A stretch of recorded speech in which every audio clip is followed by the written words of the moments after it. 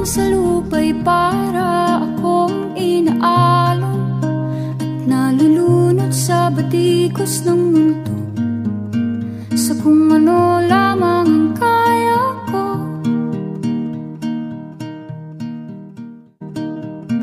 Bigang-bigan sa mga problemang di masolusyonan agad, parang wala ng bukas.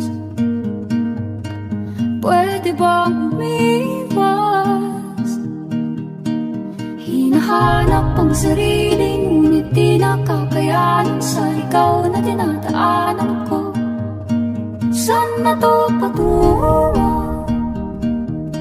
Saan ako patungo? Dahan-dahan nating simulan muli ang paghakbang.